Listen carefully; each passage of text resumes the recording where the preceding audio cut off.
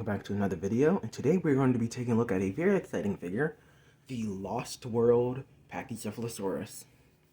Let's jump into the review. First, I do want to say, I did find this at a thrift store that I recently went to.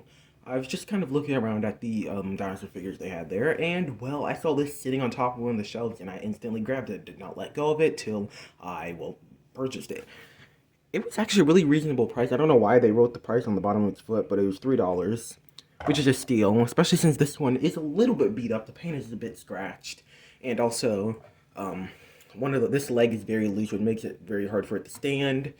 It's missing the battle damage, of course, though I was kind of expecting that, and also, the action feature does not really work. But we'll get into that a little bit later. But for $3, that was an absolute steal. But I think we should actually take a closer look at the figure. So first, let's look at the detailing, which the detailing on the head is very nice. The head is a little bit beat up, but I mean, that's expected for a Pachycephalosaurus, especially secondhand. We have some sort of osteoderms down the neck, and some more down the back. There's the B button for the action feature. Here's a very nice scaling detail. Here's the tail, which has also some pretty nice detailing. It's also really, like, you can squish it. Here are the arms, which, here's its hands. And where the detail shines probably the best, here's the stomach, which has lots of crocodilian-like scaling on the bottom, which is very nice. Here are the feet again. Yeah, they did run on the bottom of it. And then also you have the Jurassic Park logo and number 23, which is a little bit scratched off, but it's still readable. There's the battle damage, which is missing. I might have to buy a replacement piece or just make a replacement piece. And here's the opposing side without the battle damage. Looks pretty nice. Also, the paint job, even though it's a bit scratched up, it's not horrible. Which, it has some blue around the eyes, and the eyes are actually still perfect. There's no damage onto the eyes. The beak is a nice blue color, while the underside is a white going all the way down the tail. Mattel, you could probably try to do that. The head is a nice white color. And the spikes on the back aren't painted, nor are the finger or toenails. But it has this nice blue striping and pattern going down the back, and some stripes down the tail. There's paint across the whole figure. Again, Mattel, it's not that hard to do. Now let's move into, well, the action features, which they don't work, but I can still show them off. First, there's the battle damage, which would have like a little flesh piece. But since this didn't come with it, if I do get it, I'll probably do an update on if I get or make a new replacement piece for the battle damage.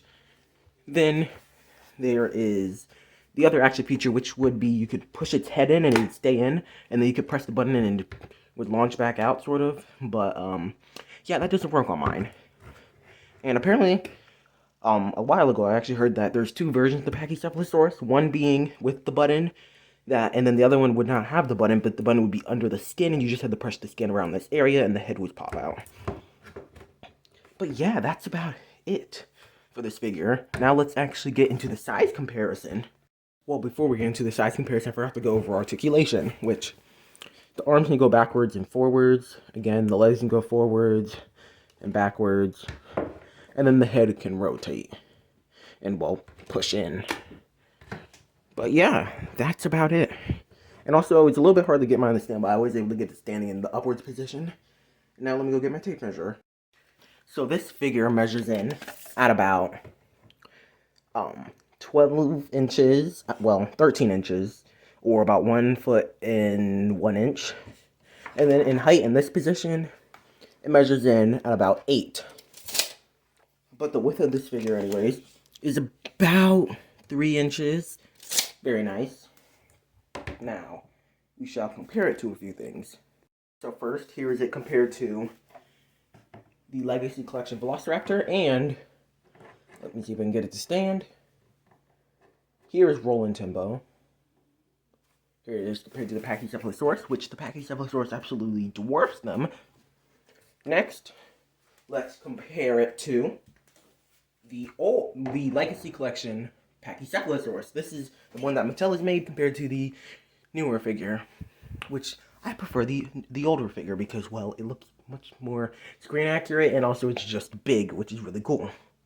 This is kind of a weird comparison to the next two, but Here is the smaller size Lost World Parasaurolophus that came in the set with Rolling Timbo. And here is just a random Pachycephalosaurus figure I just happened to have. And it's a very old figure, but here it is compared to the Pachycephalosaurus.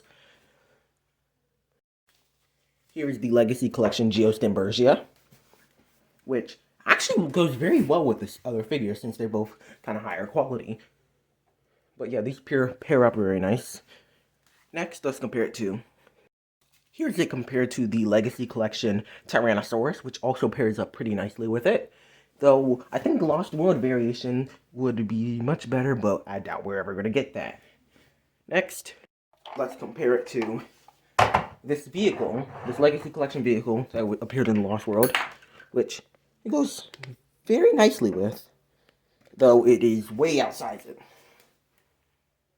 And now, for some unknown reason, I will compare it to the Captive's 30th anniversary display box. I don't know why, I just thought it would be nice since this is a Jurassic Park product, sort of.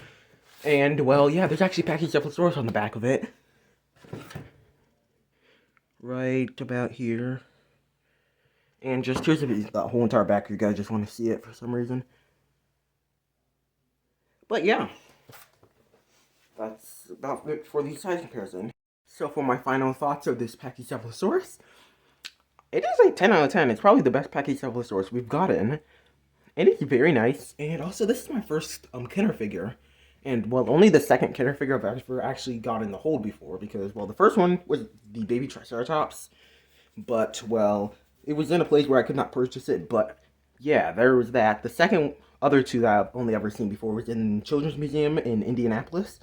I remember at some point they had on display the Kenner, like, first Jurassic Park Triceratops and also the Wave 1 Stegosaurus, which looks way worse than the Lost World one. But, yeah, besides that, this is one of the first and only Kenner Jurassic Park figures I've gotten before. But anyways, I'll see you guys in the next video. Goodbye.